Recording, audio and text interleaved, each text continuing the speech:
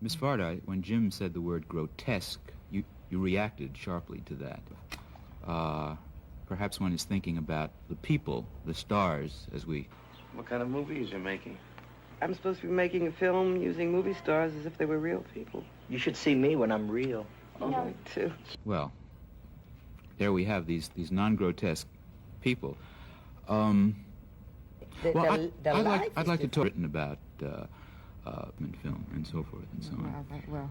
I haven't written about that either, but I have opinions about it. Well, then for what it's worth, I agree with you. In the average Hollywood movie, you don't see real people, either mainstream... Exactly, yeah. I mean, just take a very simple thing like the fact that people, traditionally in films, don't interrupt each other when they talk.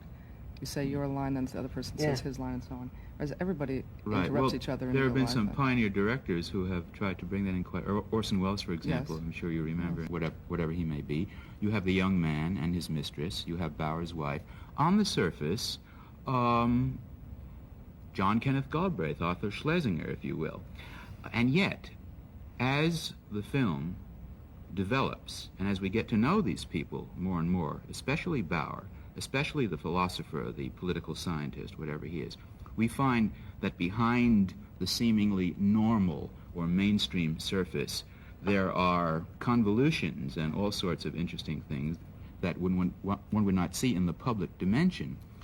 So perhaps that is one point. But one of the possible ways of looking at the film is that this is that they're really actors, that this is the role that they're playing in this relation with the younger couple, and they but draw, you don't know they really draw the what younger they're couple like into but you don't know their, what they're like at all. So that the surface, while it's realistic, is not at all necessarily genuine. And they carry this. Well, don't they want to be stars, as you said? I would say they want to be stars. Yeah. And my film is maybe about acting or not. But the point is that they are the same. If they were stars, they would be themselves.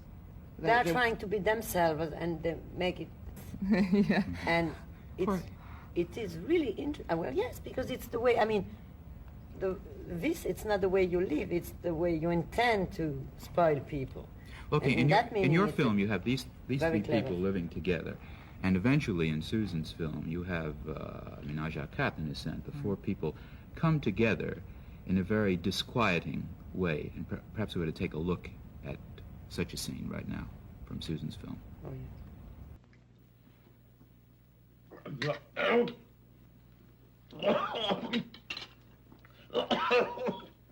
Det är nog fel på många... Vadå, jag tycker det var all right.